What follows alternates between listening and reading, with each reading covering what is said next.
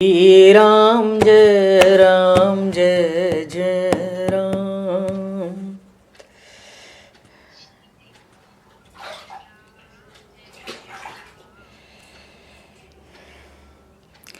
श्री राम जय जय राम।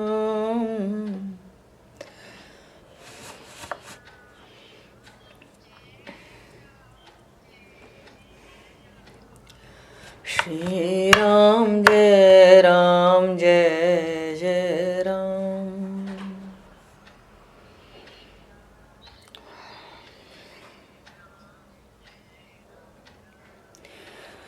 जय रघुनंदन जय सिया राम।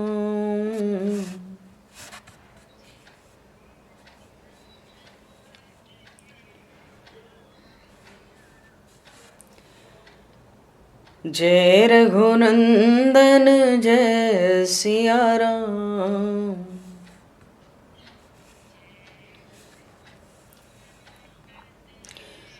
जानकी वल्लभ सीताराम।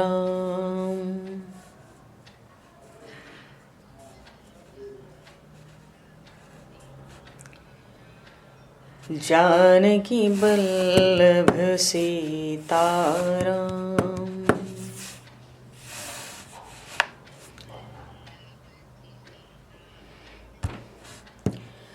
जय सिया राम जय सिया राम।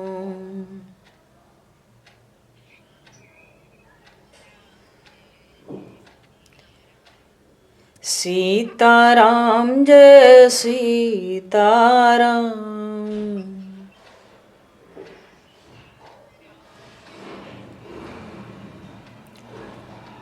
राधे श्याम जय राधे श्याम।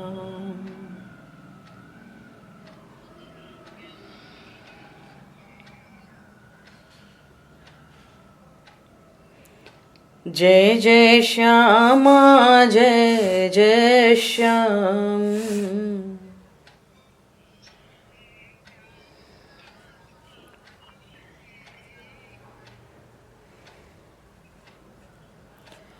जय जय श्री वृंदावन धाम।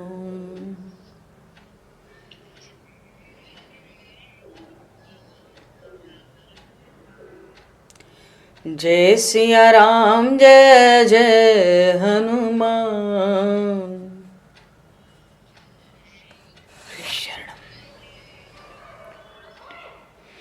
रक्षा कीजिए श्री हनुमान।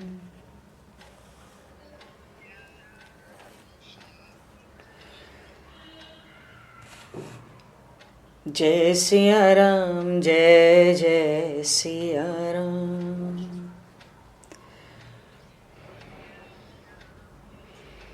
सीताराम जय सीताराम।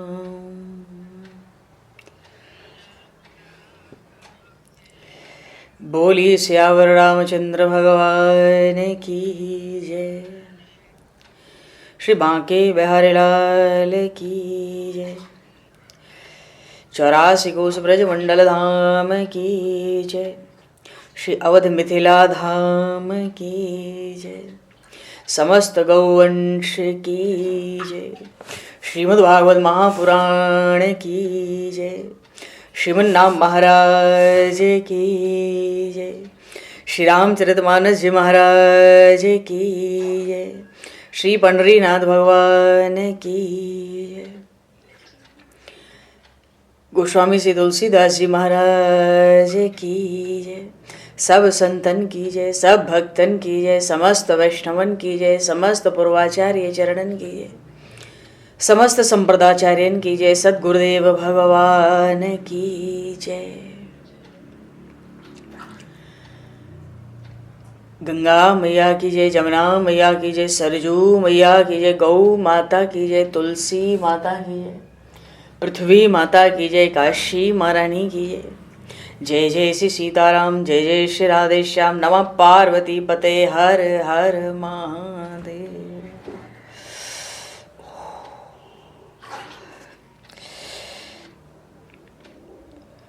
हरिशरणम। अनंत कोटि ब्रह्मांड नायक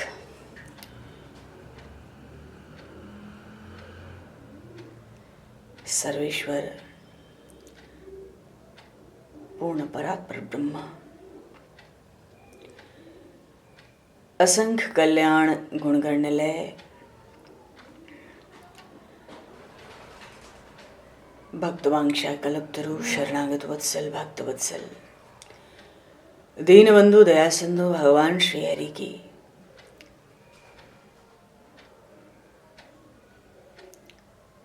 श्री रघुनाथ जी महाराज की,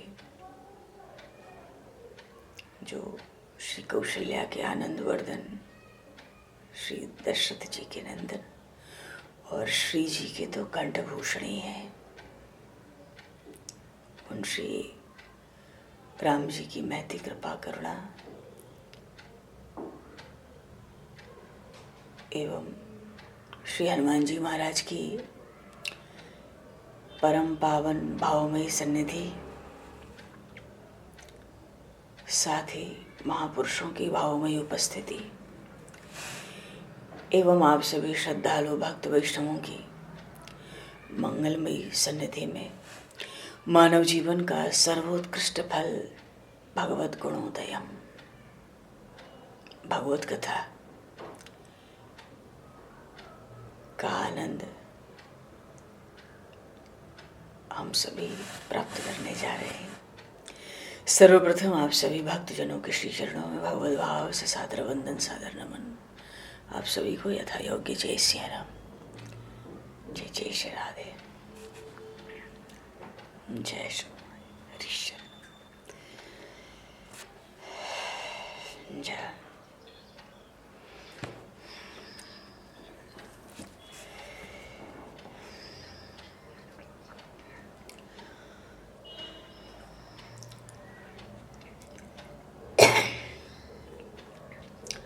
रामम रामानुजम सीताम भरतम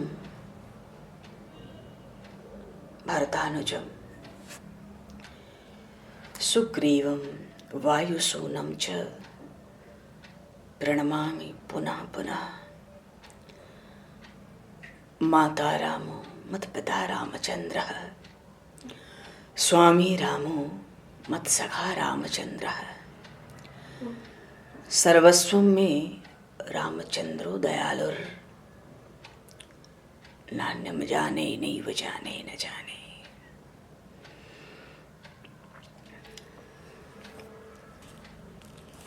पूर्व प्रसंग में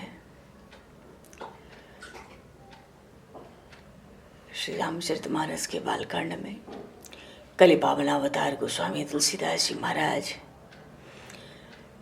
गुरु की महिमा का गान कर रहे हैं।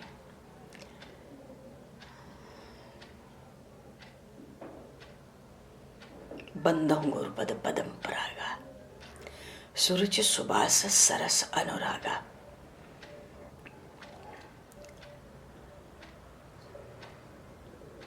रामायण जी में एक चौपाई आई, श्री रामचरितमानस में भगवान शिव ने माता पार्वती से कहा,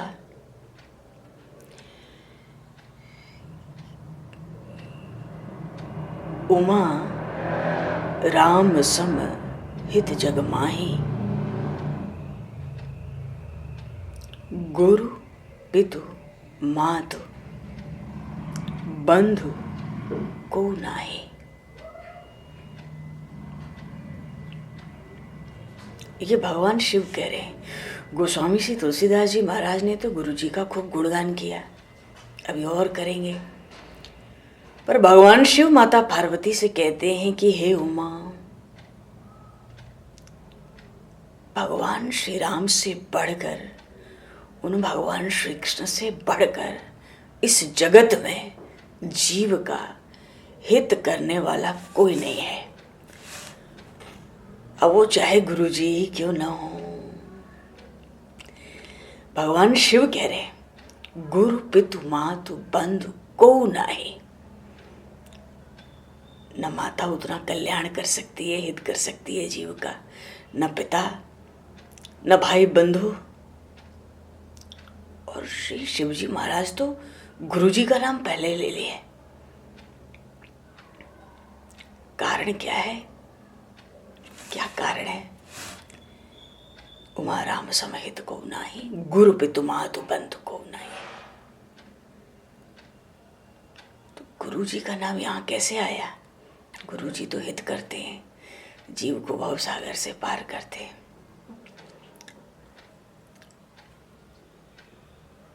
श्रीमद् वल्लभाचार्य जी महाराज यहीं अपने के राज्य में 600 वर्ष पुरानी बात होगी, बड़ी जमात में चलते वल्लभ कुल के आचार्य और वल्लभाचार्य जी महाराज जमात में चलते और बड़ी भागवत की कथा करते, बहुत विलक्षण, बहुत सुंदर।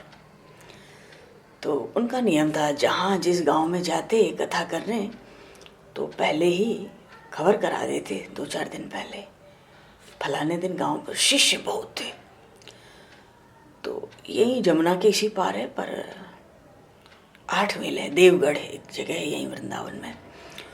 तो वहाँ पास के ही गांव में थे, तो खबर करा दी कि भाई 2 दिन बाद हमारे का अर्थ ये है ठाकुर जी को साथ में ले चलते। तो श्रीनाथ जी रहते तो सेवा के लिए सब तैयार रहो, जिसके साथ जिसको जो सेवा देनी है और जो सेवा जो देता है। तो अब महाराज को सुबह आना है, तो शाम को उनके कुछ शिष्य, एक और शिष्य था, उसके पास गाय बहुत थी, तो गोबर बहुत रहता था। तो जब महाराज आते तो वो गोबर की सेवा किया करता था। तो गोबर में मिट्टी मिला के चौक लगाया जाता था, बहुत लंबा चौड़ा। वहाँ महाराज ठाकुर जी को लोग विराजते और फिर वहाँ कथा सत्संग होता था नित्य नियम से। तो कई लोग मिलके बोले अभी आया नहीं खुद से, क्या बात है, चलो खबर ले। तो उससे कहे कि भाई क्या बात है, तुमने गोबर नहीं भिजवाए। अब देखो ठाकुर जी की लीला ये, न जाने उसको क्या हो गया, उसने गोबर छिपा दिया था। आए थे गुरु जी, गोबर क्या, आज तो चलो 2 पैसे का भाव भी है, उस समय तो 4 आने का भी भाव नहीं था। गोबर छिपा दिया था। गोबर जैसी छोटी वस्तु गुरु की सेवा में न जाने उसको क्या हो गया, छिपा दिया। कहता है न जाने क्या हो गया, ठीक से रहा नहीं, कोई ले गया, हमको पता नहीं, मैं तो गोबर की सेवा नहीं कर पा। लोग बहुत बिगड़े, एकदम नालायक है तू, पहले बताना चाहिए, पहले खबर करना चाहिए, पता है गुरु महाराज आ रहे। देखो प्रसंग है, भगवान शिव माँ पार्वती से कह रहे हैं उमा राम समहित को नाही, गुरु पितु मातु बंधु को नाही। तो गुरु जी को क्यों लिया भगवान शिव ने, ये प्रसंग है। तो अब नहीं हुआ थोड़ा बहुत, पर वैसी व्यवस्था नहीं हो पाई जो हर बार होती थी। महाराज आए, बोले अरे बड़ा छोटा सा चौका लगाया है, क्या बात है। बोले महाराज ये तो हमने कहीं से इधर उधर से गोबर की थोड़ी बहुत व्यवस्था कर ली हर घर से, वो तो जो आपका चेला है उसने दिया ही नहीं, उसने सेवा ही नहीं की गोबर की। तो महाराज बोले क्यों? बोले कहता है पता नहीं, हमको पता नहीं गोबर क्या हो गया, नहीं हो गया, कौन ले गया। पता ये भी लगा है कि गोबर रखा भी है, पर उसने सेवा नहीं की। ओ महाराज बिगड़ गए। महाराज बोले ये वैष्णव कहलाने के लायक नहीं है, ये मेरा शिष्य कहलाने के लायक नहीं है, खबरदार मेरे सामने आने न पावे, मेरे सामने ना आने पावे, मैं उसका त्याग करता हूं। क्रोध में आ गए महाराज, इतनी तुच्छ वस्तु की सेवा भी नहीं कर पाता है। जवाब दे दिया गुरु जी को, मैं उसका त्याग, मेरे सामने आने ना पावे, माफी मांगने, दूर रखो उसको, वो वैष्णव कहलाने योग्य नहीं है। चलो कथा सत्संग हुआ, ठाकुर जी की सेवा हुई। अब उसको ये बात कुछ समय बाद तो व्याकुल हुआ कि हाय हाय हमने क्या किया। गुरु महाराज आए हैं तो दर्शन का प्रयास किया, तो लोगों ने कह दिया महाराज तुम्हारा मुंह नहीं देखेंगे, भाग यहाँ से। बहुत व्याकुल हुआ तो क्या करे। घर में जैसे हम लोग शालिग्राम रखते हैं ना, तो वल्लभ कुल में हर घर में, हर वैष्णव पे, हर शिष्य पे एक गिरिराज जी होते हैं शालिग्राम की जगह। तो गिरिराज जी को भोग, तो चित्रपट, वो भी श्रीनाथ जी का चित्रपट था, और गिरिराज जी उसने रोज की नित्य की सेवा जो भी थी, उसने जलेबी का भोग लगाया। बहुत व्याकुल था उसका हृदय, उसको बड़ा पश्चाताप हो रहा था, पर क्या करें, गुरु जी सामने जाने नहीं देते, जाने का अब साहस नहीं है। बहुत व्याकुल हो गया, बहुत रोने लगा, बड़े आर्त स्वर से भगवान को मनाने लगा। तो भगवान तो भक्ति देखते हैं।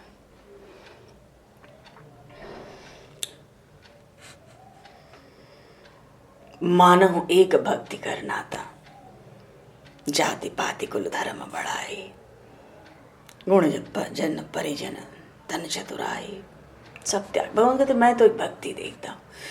भगवान ने उसकी दीनता पर देखकर उसको एक जलेबी उठाई और आराम से खाने लगे।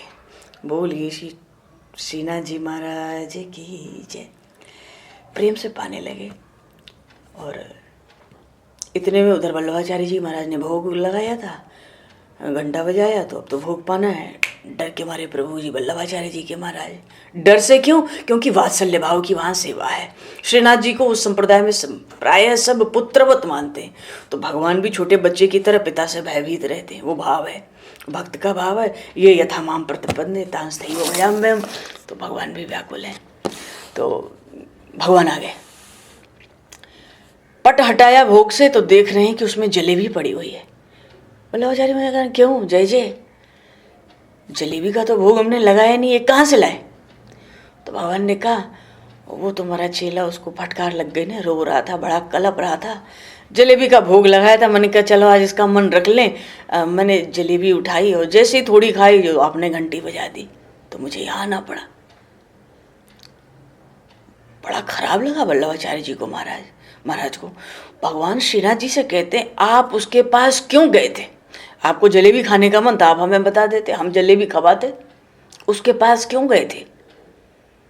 तो भगवान बोले बड़ा व्याकुल था, बड़ा अकेले में परेशान हो रहा था। तो वल्लभाचार्य जी महाराज ने कहा जब हम उसको त्याग दिए तो आप वहां क्या करने गए? भगवान ने वल्लभाचार्य जी महाराज से कहा आप गुरु हैं, आप बड़े हैं, आपका गौरव है, आपका बड़प्पन है। आप शिष्य पे नाराज होकर शिष्य को त्याग भी सकते हैं आवेश में, पर मैं जिसका हाथ पकड़ता हूं उसको त्यागता नहीं हूं, मैं उसका त्याग नहीं कर सकता। बोलिए श्री भक्तवत्सल भगवान की जय। एक गुरु जी रहते थे एक बड़े से आश्रम में, कहीं बाहर जाना था लंबे समय के लिए। एक चेला बढ़िया था, बोले तुम आश्रम संभालना, मैं जा रहा हूँ तीर्थों पर, कहाँ कहाँ जो भी। ठीक है। और वो जो चेला आश्रम संभाल रहा था शिष्य, उसका मोहल्ले वालों से नहीं पटता। मोहल्ले वाले कहते देखो आने दो गुरु जी को, इसको शिकायत करके यहाँ से आश्रम से इसको बाहर हटवाएंगे, बाहर निकलवाएंगे। मोहल्ले वालों से पटता नहीं। शिष्य ठीक था, मोहल्ले वालों से पटता नहीं। वो तो अपना काम करता, गुरुजी जो आज्ञा दे गए, जो करने को देख रहे, काम सेवा और अपना नियम। गुरुजी आए, साल डेढ़ साल में आए। गुरुजी के आते ही स्नान ध्यान हुआ, भोग राग हुआ। मोहल्ले वाले के करके आते गए, बात सुनाते गए, ये ऐसा है वो वैसा है, नालायक है, ये बात नहीं सुनता, ये नहीं करता, वो नहीं करता। महाराज को गुस्सा आया गुरुजी को, क्यों रे नालायक, भाग जा यहां से, जा कहीं और स्थान देख जा। शिष्य बड़ा व्याकुल हुआ, अरे गुरुजी तो हमसे पूछे ही नहीं, अब कहने वाले 150, अब ठाकुर जी की लीला कहो चाहे तो। उसने भी गुरुजी से कुछ नहीं कहा, भगवान से कहा, और भगवान ने तुरंत गुरुजी की खबर ली है। क्यों? क्या अधिकार है शिष्य पर? ये तो मेरा है ना, ये तो मेरा हो गया।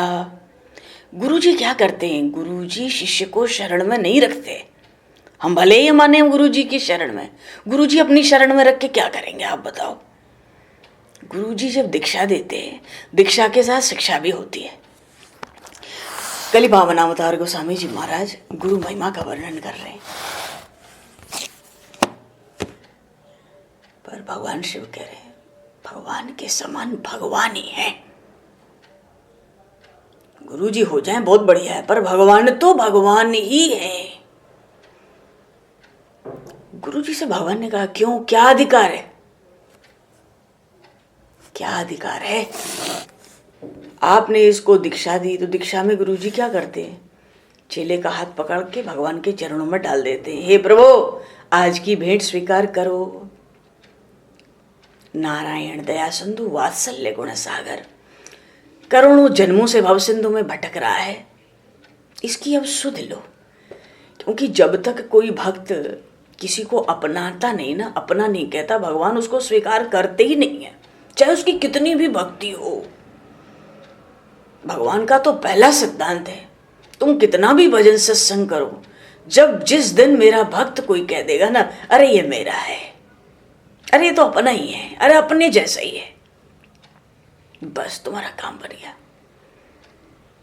तो भगवान ने कहा क्यों, क्या अधिकार है जीव पर, ये तो हमें दिए थे ना, ये तो हमारी भेंट थी, कैसे निकाला? गुरुजी होश में आ गए।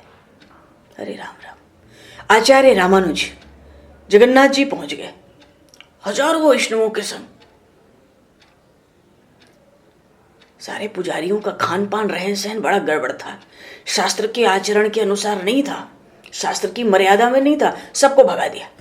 उनके आगे कोई टिकता नहीं, शेषावतार थे, श्री लक्ष्मण जी के साक्षात अवतार हैं, भागवत धर्म की स्थापना के लिए, वैष्णव धर्म की स्थापना के लिए आए, सबको भगा दिया। ये खाता है, वो पीता है, ऐसा करता है, वैसा चलता है, ये ठाकुर जी को छूने के अधिकारी नहीं है, हटाओ। अपने चेलों को लगा दिया, सेवा करो जगन्नाथ जी के। तीसरा दिन हुआ, सब लोग व्याकुल। राजा से कहा पुरी नरेश से, बोले हम मदद नहीं कर सकते, हम तो महाराज के सामने जा भी नहीं सकते। क्रोध बहुत आता था आचार्य रामानुज को, सही बात होनी चाहिए नहीं तो बिगड़ जाते एकदम। तो बड़ी हालत खराब है, गोसाई लोग घर बैठे, खाना पीना छूटा, दाना पानी नहीं, एक आना से भेंट नहीं। तीसरे दिन भगवान आचार्य चरण से बोले, देखो 3 दिन से हमारे भक्त लोग भूखे पड़े हैं,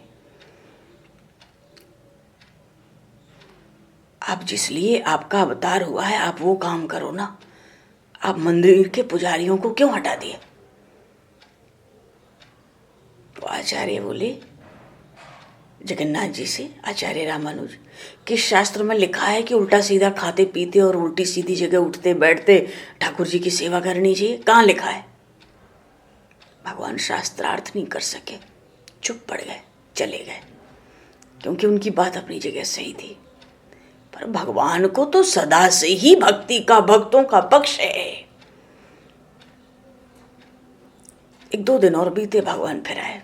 देखो मैं कहता हूं 4-5 दिन से वो सब भूखे, मैंने भी नहीं खाया है कुछ, अब मैं भी भूखा हूं, तो कृपा करके तुम जिस लिए अवतार लियो तुम अपना काम करो, तुम भक्ति का प्रचार करो, वैष्णव धर्म का प्रचार करो। मंदिर में पुजारियों को रहने दो, अपने चेले लेके आप जाओ, आप जो काम कर रहे हो, जिस लिए अवतार लियो काम करो। आचार्य बोले क्यों नहीं आरोगते तुम, क्यों नहीं खाते हो, क्या कमी है भोगराग में? भाव में कमी है कि शुद्धता पवित्रता में कमी है? भगवान फिर चुप पड़ गए। न भाव में कमी थी, न शुद्धता पवित्रता में कमी थी।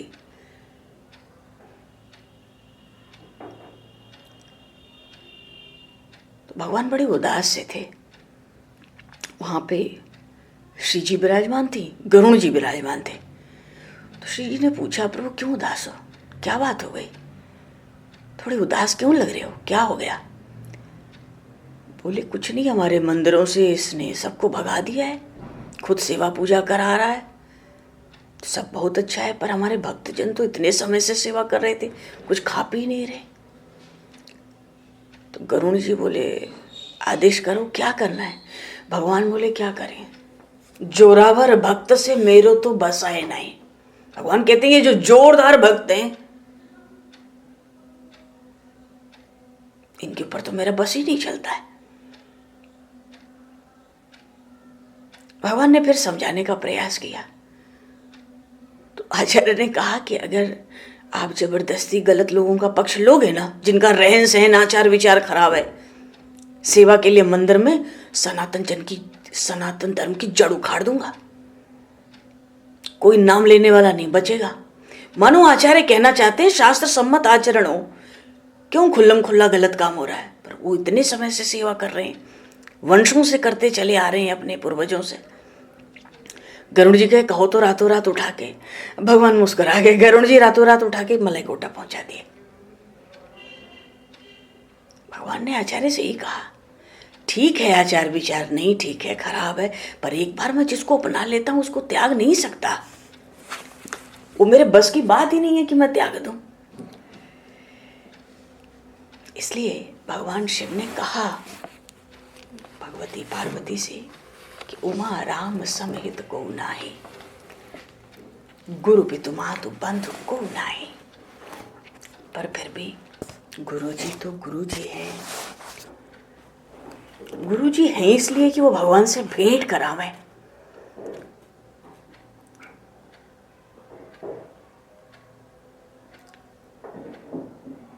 तो गोस्वामी जी कल चर्चा कर रहे थे, गुरुपद रज मृदु मंजुल अंजन, नयन अमी दृग दोष विभंजन, तेहि कर विमल विवेक विलोचन, वर्णो राम चरित भव मोचन। कहते हैं गुरु जी के चरणों की रज तो बड़ी कोमल है ना, इतनी कोमल है कि आंखों में अंजन की तरह लगा लूं तो दृष्टि के सब दोष समाप्त हो जाए। दृष्टि का दोष क्या है? राग द्वेष, अपना पराया, और नयन के दृष्टि के दोष दूर हो जाए का अर्थ है समता आ जाए। इसलिए गोस्वामी जी कहते हैं अपने नेत्रों का मल दूर करके समता में बैठ के वर्णु रामचरित भव मोचन, इस भाव सिंधु से छुड़ाने वाले उन अपने प्रभु के चरित्रों का मैं वर्णन करूं। तो वर्णन करने गए तो सबसे पहले ब्राह्मणों की किए, संतों से भी पहले ब्राह्मणों की।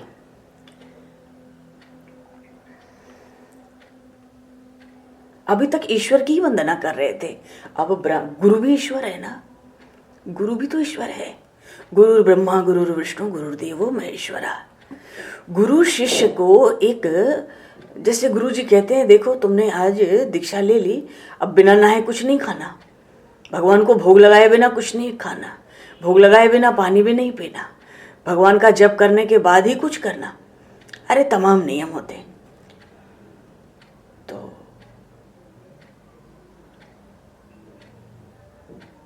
क्या कहना चाहते थे?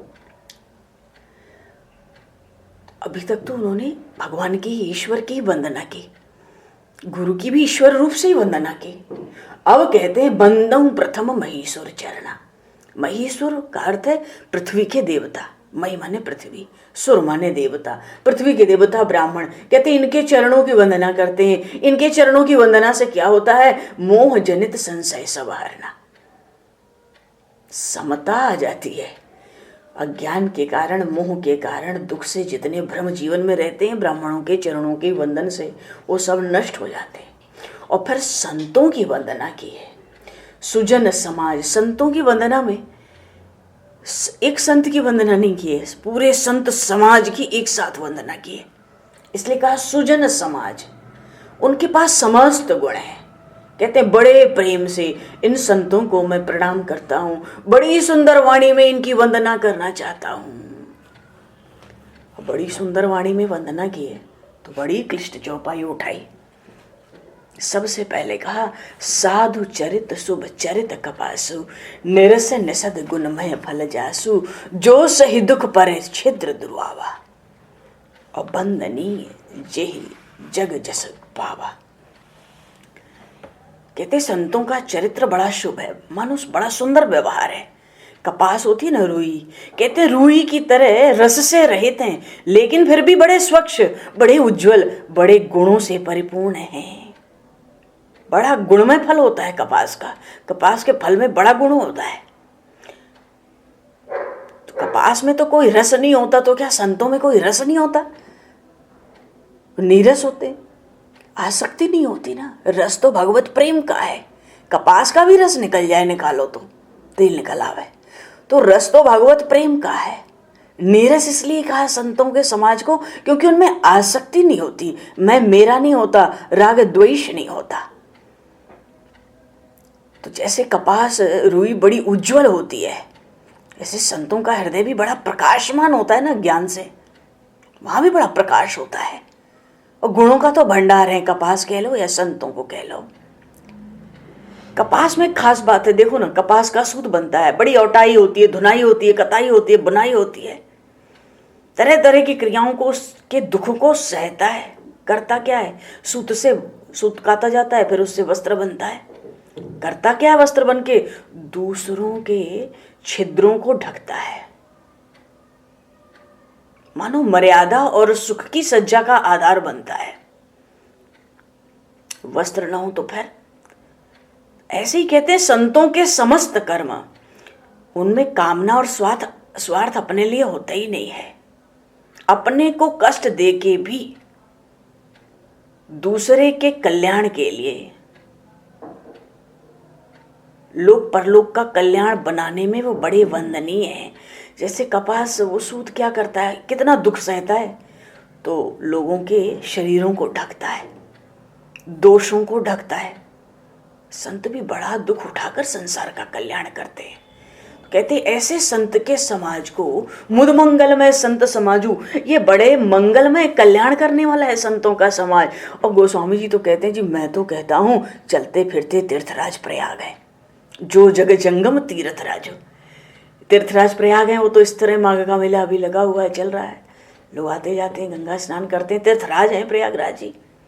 कहते हैं संत समाज तो चलता फिरता तीर्थराज है, चलता फिरता प्रयाग है। अरे प्रयाग में गंगा जी हैं, जमुना जी हैं, सरस्वती जी हैं, तो संत समाज में कहाँ गंगा जमुना सरस्वती है? आप उनको चलता फिरता प्रयागराज बता रहे हो, क्यों नहीं है? जहाँ संत समाज है वहाँ भक्ति है। गंगा जी भगवान के चरणों से ही तो प्रकट हुई हैं, और भक्ति का संबंध भगवान के चरणों से ही होता है। तो संतों के समाज में जो राम भगति जह सुर सरिधारा, वहां तो रामकृष्ण की भक्ति की धारा बह रही है, वो भक्ति की धारा ही गंगा जी है। अरे प्रयागराज में तो सरस्वती भी है। क्यों? संतों के पास ब्रह्म विचार नहीं है, विचार का संबंध ब्रह्म से होता है, ब्रह्म विचार, कण कण में भगवत भाव। ये जो भागवत धर्म का प्रचार है, यही तो सरस्वती है संत समाज में। जमुना जी भी नहीं है यहाँ, हैं? क्यों? विधि निषेध में कलिमल हरणी, कर्म कथा रवि नंदनी भरणी। यमुना जी महारानी तो सूर्य की कन्या है, और कर्म का संबंध सूर्य से होता है। विधि निषेध में कर्म तो बताता है ना भाई, क्या करो क्या ना करो, स्वधर्म का पालन। तो कर्म की जो परंपरा है वो जमुना जी है, क्या करो क्या ना करो संत खूब बताते हैं। हमारे प्रयागराज में तो त्रिवेणी भी है। बोले यहाँ भी संत समाज में त्रिवेणी बहती है, कौन सी? हरिहर कथा विराजत रेणी, भगवान श्री हरि की, भगवान शिव की जो कथा है, वही तो यश है, वही तो आनंद है, वही तो त्रिवेणी है। क्यों? उसमें भक्ति भी है, ज्ञान भी है, वैराग्य भी है। जहाँ भगवान शिव की, भगवान श्री हरि की कथाएं हैं, वहाँ तो सब कुछ है, त्रिवेणी है। धर्म भक्ति ज्ञान हो गई त्रिवेणी। मानो संतों के समाज को गोस्वामी जी कहते हैं चलता फिरता तीर्थराज प्रयाग है। तीर्थराज प्रयाग तो जब जाओ, जो माघ का नहाओ। हर जगह, हर दिन, हर समय सबको सुलभ तो है नहीं, पर संत समाज तो सबको सुलभ है, सब दिन। खूब आदर करो, राग द्वेष ही समाप्त हो जाए, बैर, शरीर को मैं मानना, ये सब सत्संग में आके बह जाता है। अच्छा, तीर्थराज प्रयाग का फल तो प्रायः मरने के बाद मिलता है, पर ये संत समाज में जो तीर्थराज है, इनका तो जो फल है ना, वो अभी देही सद्य फल, अभी तुरंत फल होता है। सत्संग का फल, प्रगट प्रभाव, सत्संग का फल कहते हैं गोस्वामी जी, प्रत्यक्ष है, प्रगट है, ये बाद में नहीं होता, ये धीरे धीरे अपना काम करता चलता है। इसलिए गोस्वामी जी कहते हैं, सुन समझी है जन मोदित मन, मज्जहि अति अनुराग। जो सत्संग के प्रभाव को समझते हैं, सुनते हैं फिर समझते हैं, सुन समझहि, जन मुदित मन, जो बड़े प्रसन्नता से आनंद से सत्संग सुनते हैं और समझते हैं उसके तत्व को, वो तो संत समाज रूपी ये जो प्रयाग है ना, खूब डुबकी लगाते हैं सत्संग में और खूब आनंद लेते हैं। उस सत्संग में डुबकी लगा के मिलता क्या है? 4 फल। शरीर रहते, प्रयागराज तो बाद में फल देंगे, लह 4 फल अछत तनु। शरीर रहते धर्म अर्थ काम मोक्ष सब की प्राप्ति होती है। तो महाराज कुछ बताओ सत्संग का प्रभाव। गोस्वामी जी तो कहते हैं एक बार तुम सत्संग में नियम से डुबकी लगाना शुरू करो, मज्जन फल पेखिए तत्काला। वो डुबकी लगाओ, उसका फल देखो, पर धीरे धीरे असर होगा। नियम मत जोड़ो। ये बात जगह जगह आई है। तो क्या होगा? काक होई पिक बकऊ मराला, कौआ तो कोयल बन जाए और बगुला झूठ मूठ का ध्यान लगाता है, उसको तो मछली पकड़नी है, वो बगुला भी हंस हो जाता है सत्संग में जाके। गोस्वामी जी तो ललकार के कहते हैं, सुनिया चरज करे जनी कोई, सतसंगति मही मान ही गई। सत्संग की महिमा गोई छिपी थोड़ी है। वाल्मीकि नारद घट जोनी, निज निज मुख ने कही निज होनी। जलचर थलचर नभचर नाना, जे जड़ चेतन जीव जहाना। मत कीरत गति भूत भलाई, जब जेहि जतन जहाँ जेहि पाई। सो जानब सत्संग प्रभाव, लोग कहूँ वेद न आनो पाओ। बिनु सत्संग विवेक न होई, राम कृपा बिनु सुलभ न सोई। सत्संगत मुद मंगल मूला, सोई फल सिद्धि सब साधन फूला। कहते सत्संग की महिमा को सुनकर कोई आश्चर्य ना करे। अरे महर्षि वाल्मीकि, देवर्षि नारद और अगस्त महर्षि, इन सब ने तमाम ने अपने मुख से बताया है कि सत्संग से इनको क्या क्या लाभ हुआ है। और जलचर हो, क्यों? वो मगरी थी ना, कौन? हनुमान जी महाराज जा रहे थे संजीवनी बूटी लेने, कालने में मिला था, स्नान करने गए थे, गुरु बनाने वाले थे, मगरी ने पैर पकड़ लिया था। वो तो अप्सरा थी, तो उसने कह दिया ये कालने में राक्षस है, इसको साधु संत मत समझो, जल्दी करो अपना काम बनाओ, आपको तो संजीवनी बूटी लानी।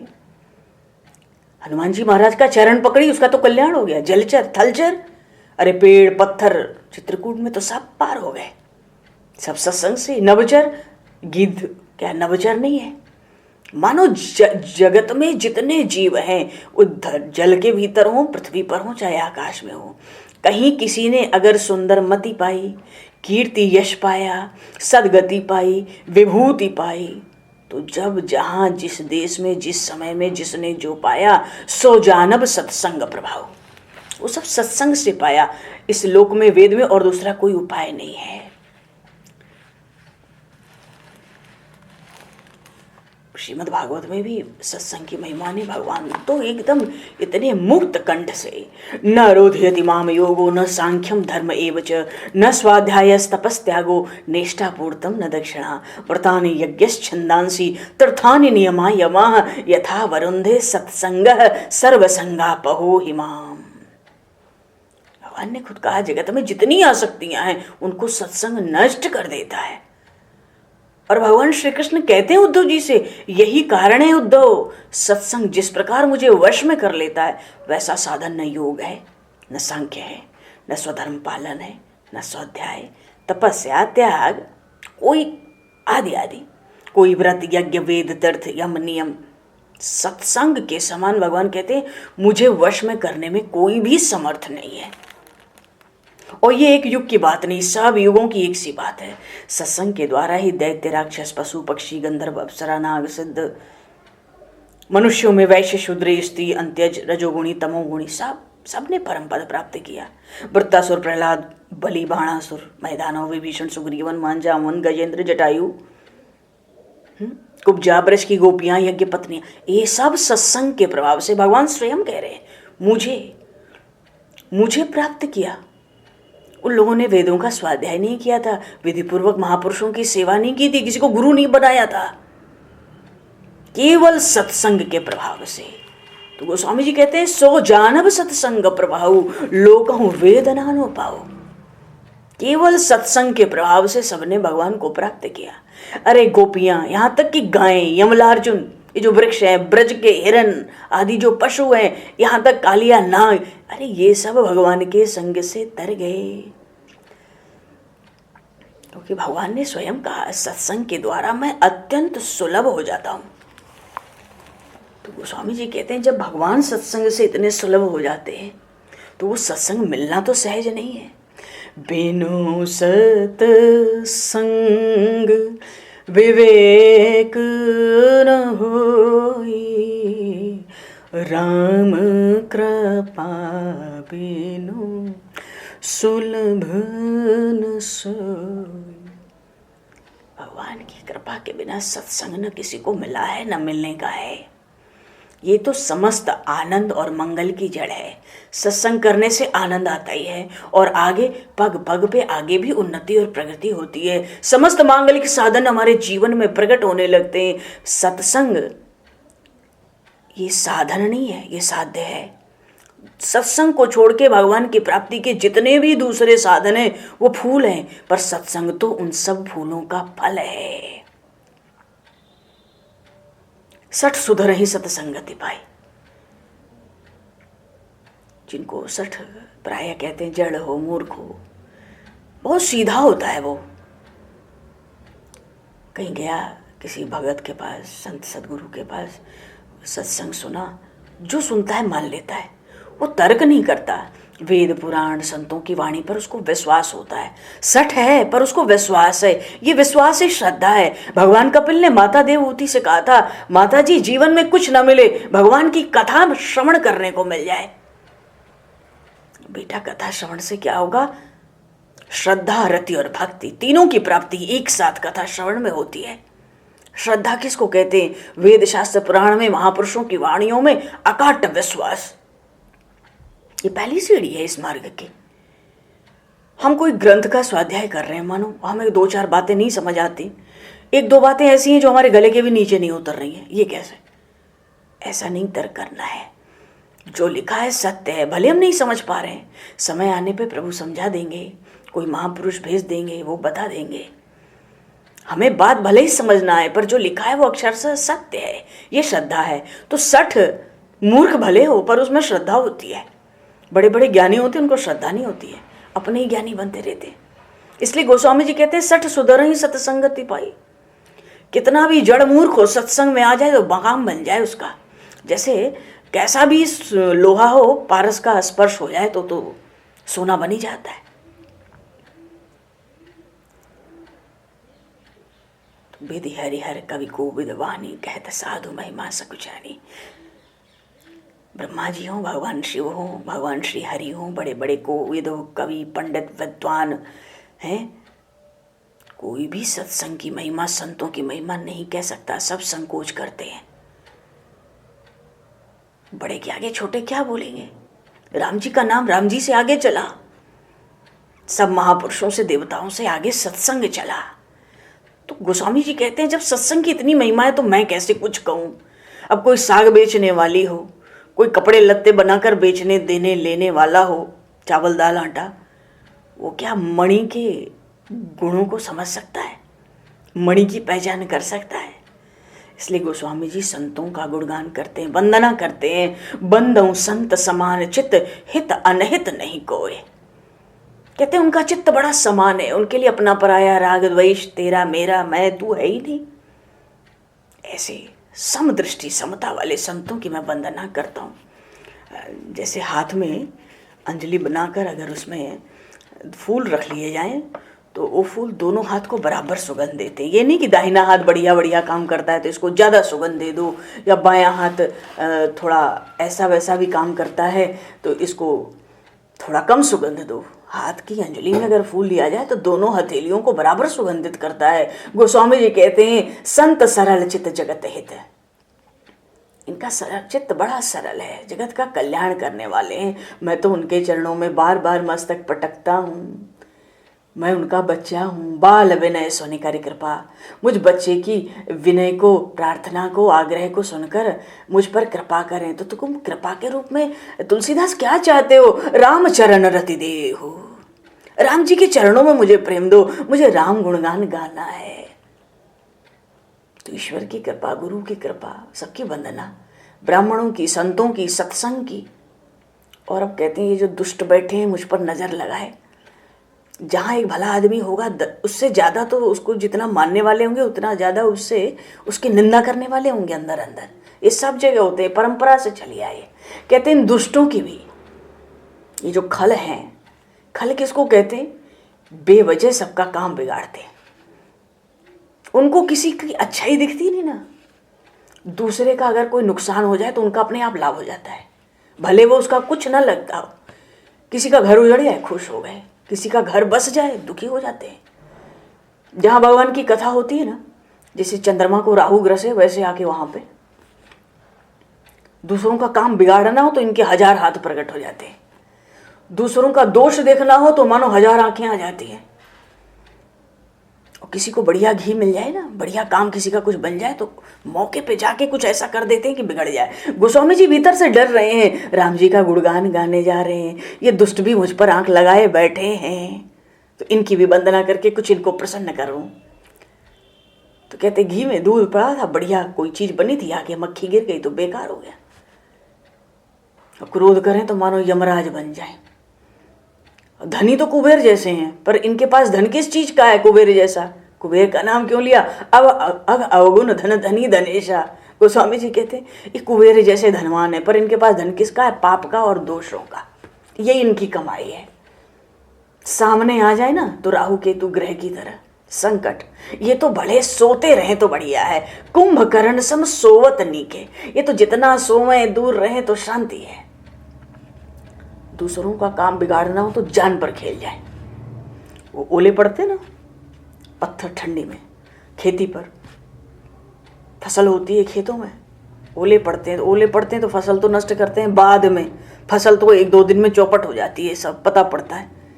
पर खुद तो उनको चौपट करके खुद ओला क्या होता है? गल जाता है, उसका अस्तित्व खत्म हो जाता है। तो ऐसे ही दुष्ट होते हैं, दूसरों का काम बिगड़े तो जान की बाजी लगा दें, पर काम बिगड़ना चाहिए। 1000 मुख, शेषनाग की तरह 1000 मुख ले लेंगे। किसी का दोष बताना हो तो 1000 मुख, दूसरे का पाप सुनना हो, किसी की चुगली सुननी हो तो राजा पृथु के समान मानो 10,000 कान से दूसरों का दोष, दूसरों का पाप सुनने आ जाए। इसी में बहुत बढ़िया इनको लगता है। और वाणी तो इनकी वज्र के समान, यही वाणी इनको प्यारी है। 1000 नेत्रों से सबके दोष देखना। अब कोई इनका अपना हो, मित्र हो चाहे शत्रु हो, चाहे कुछ भी ना हो, मित्र हो, शत्रु हो या कोई उदासीन हो जिससे कोई नाता ना हो, किसी का भला कल्याण देख नहीं सकते। तो गोस्वामी जी कहते हैं भैया सबको तो हाथ पैर जोड़ के प्रणाम किया है, इनको तो पूरा घुटना टेक के हाथ जोड़ के प्रणाम करते हैं। मानो या तो दूर रहो या तो ठीक रहो, भैया मैं राम कथा करने जा रहा हूँ, कृपा करो। पर गोस्वामी जी स्वभाव जानते हैं, दुष्ट का स्वभाव कभी सुधरता नहीं है। कहते फिर भी मैंने अपनी तरफ से इनसे विनती कर ली है, चिरौरी कर ली है, पर मैं जानता हूँ कि ये गलती नहीं करेंगे, इनका स्वभाव तो अमिट है, इनको तो जो करना है करेंगे। पर मैंने अपनी तरफ से इनकी भी विनती कर दी है। क्यों ऐसा क्यों कहते हो भाई? हो सकता है दुष्ट ना करें, बड़े प्रसन्न हो। अरे कौवा पालोगे, चाहे जितने भी प्रेम से पालो, उसको दूध दही खिलाओ, क्या वो मांसाहारी नहीं होगा? मांस देखते ही तुम साल भर खिला लो, एक दिन मांस देखेगा तो वहीं जाएगा, फिर तुम्हारा दूध दही हलवा पूड़ी नहीं पूछेगा वो। बायस पलियई अति अनुरागा, होए नरामिष का बहु की कागा। तो कितनी भी वंदना कर लो दुष्टों की, ये दुष्टता थोड़ी छोड़ेंगे, ये तो स्वभाव है। तो कहती जरा ये संतों को इतने मन से गाए, ये दुष्ट भी सब बोले सब साथ साथ रहते हैं समाज में, परिवार में, क्या करें? तो बोले भैया हम तो जो संत हैं असंत हैं सबके चरण की वंदना करते हैं, पर दुख तो दोनों से मिलता है। अरे ऐसे कैसे कहते हो? क्यों? बिछुरत एक प्राण हर ले, संत मिले, गुरु मिले, भक्त मिले, प्रेमी आवे, और जब जाएं तो प्राण निकलने लगता है, क्यों जा रहे क्यों जा रहे। और मिलत एक दुख दारुण दे, और दुष्ट जीवन में आ जाएं तो दारुण दुख होता है। जो भगवान से विमुख हों, प्रारब्ध से अगर ऐसा संग मिल जाए तो बड़ा भयंकर दुख होता है। देखो, ब्रह्मा जी जगत पिता हैं, सृष्टि में सब कुछ पैदा किया। अमृत पैदा किया तो सुरा भी पैदा किया, साधु पैदा किए तो असाधु भी किए। जल में कमल पैदा किया तो जोंक भी। अब कमल तो कितनी शीतलता देता है, और जोंक सीधा चलना चाहिए ना, वहां भी टेढ़ा। बढ़िया बढ़िया चीज दो, उसको तो खून ही चूसना है। तो सृष्टि में तो सब कुछ है। अमृत है, चंद्रमा है, गंगा है तो साधु है, तो विष है तो अग्नि है, तो कर्मनाशा है। गंगा है तो कर्मनाशा भी है। गुण अवगुण सब कुछ सृष्टि में भरा है। पर जो भला आदमी होता है ना, वो भले चीज को ग्रहण करता है, गुण वाली चीज को, और जो नीच है उसको तो अवगुण वाली चीजें ही अच्छी लगती है। अब अमृत की कहे तो अमृत की तो सराहना तभी करेंगे जब अमर कर दे बढ़िया। और मृत्यु अगर विष है तो उसकी सराहना तभी होगी जब बढ़िया मृत्यु जल्दी मिल जाए। कहने का भाव यह है कि जिसलिए भगवान ने जो भी बनाया है उन जगत पिता ने सृष्टि में, तो सबका अपना अपना काम है। पर गुण को ग्रहण करना और दोष को त्याग देना ये विवेक से होता है। दुष्टों में पाप और दोष ही भरे हैं, तो साधुओं में तो गुण ही गुण है, सब अपार है। तो ब्रह्मा जी का जो प्रपंच है, सृष्टि है, तो गुण और अवगुण दोनों से बनी है। सुख दुख सबको है, पाप पुण्य सबको है, दिन रात सबको है। कहीं साधु कहीं असाधु, कहीं जाति कुजाति, कहीं देवता कहीं दैत्य, कहीं ऊंचा कहीं नीचा, कहीं अमृत तो कहीं विष, तो कहीं संजीवनी, तो कहीं मृत्यु, कहीं माया, कहीं ब्रह्म, कहीं जीव, कहीं जगदीश, कहीं राजा, कहीं रंक, कहीं गंगा जी तो कहीं कर्मनाशा भी है। देखते ही पैर से छू भी जाए तो नरक में जाए। कहीं मारवाड़ देश की महिमा है तो कहीं मालवा देश देखो। कहीं ब्राह्मण है तो वहीं कसाई भी है। यहीं स्वर्ग है, यहीं नरक है, यहीं अनुराग है, यहीं वैराग्य है। मानो निगम आगम वेद शास्त्रों ने गुण दोष का विभाग कर दिया। तो जड़ चेतन चराचर जितना जगत है ये गुण और दोष दोनों है। लेकिन संत कौन है? संत हंस गुण गहि पय परिहरि बारि विकार। संत वो हैं जो सृष्टि, ब्रह्मा जी ने सब कुछ बनाया, हर चीज की आवश्यकता है, तो उस सृष्टि से गुण तो ले लिया, दोष छोड़ दिया। जैसे हंस दूध तो पी जाता है, उसका पानी छोड़ देता है। लेकिन ये बुद्धि कब आती है? जब विधाता परमात्मा ऐसा विवेक देते हैं, बिना सत्संग के नहीं आती। तब दोष को, हमारा मन धीरे धीरे पाप को, दोष को त्यागने लगता है और गुणों को ग्रहण करता है, उसी में मन लगता है। तो जो दुष्ट होते हैं ना, खलऊ करहीं भल पाए सुसंगो, मिटई न मलिन अभाव अभंगो, स्वभाव अभंगो। दुष्ट लोग तो कितना भी सत्संग कर लें, वो भीतर का स्वभाव बदलता नहीं है। क्यों? क्या कारण है? सठ सुधर सकते हैं, सठ सुधर सत्संगति पाए। और गोस्वामी जी तुरंत कह रहे हैं, खलऊ करहीं भल पाए सुसंगो, मिटई न मलिन स्वभाव अभंगो। पर ये जो खल है ना, जो बनते ज्ञानी बुद्धिमान है, पर उनको श्रद्धा नहीं होती वेद शास्त्रों पर, महापुरुषों की वाणियों पर, वेद पर श्रद्धा नहीं होती, भीतर कठोर ही बने रहते हैं।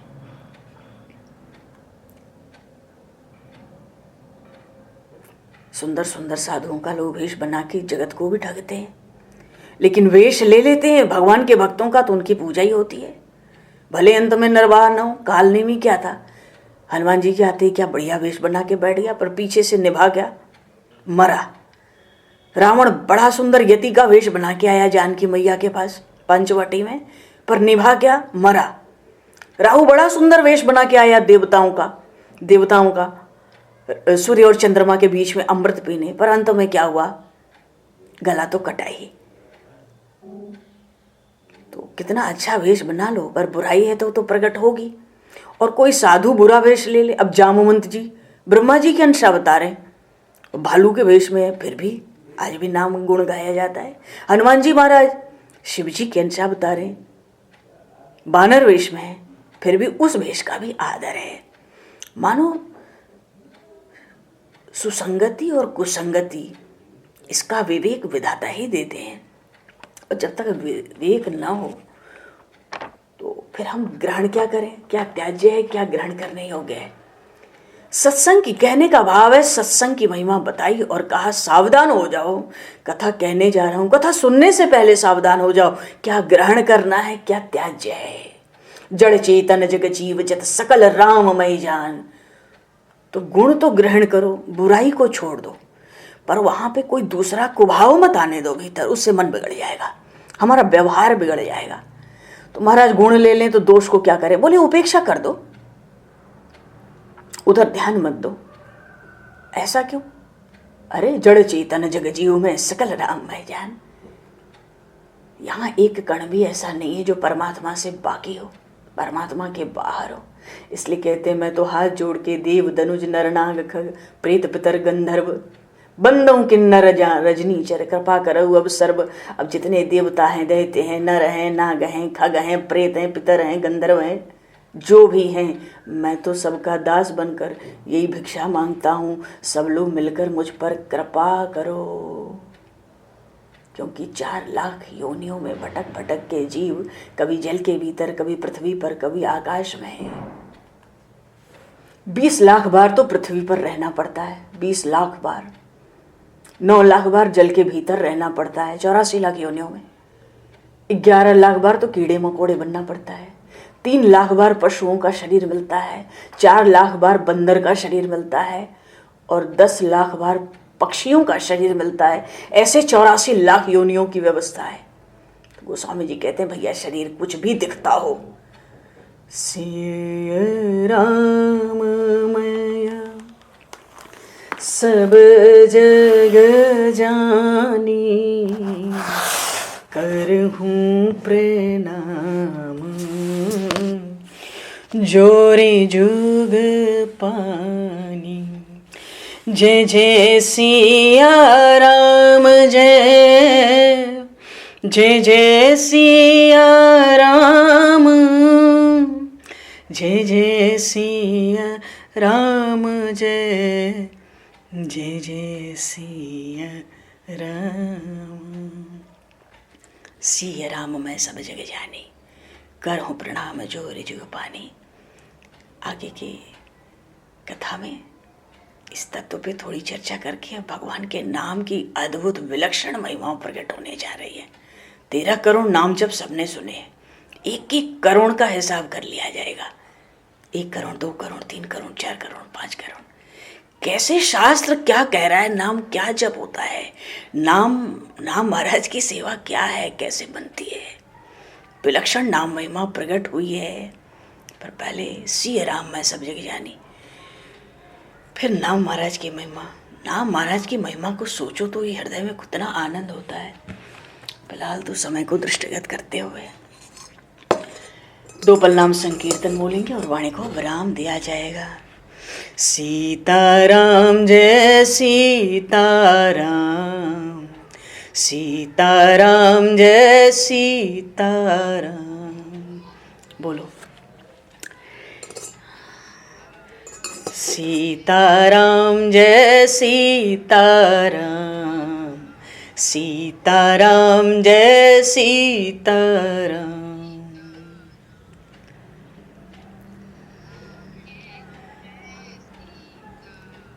जय सिया राम जय जय सिया राम, जय सिया राम जय जय सिया राम।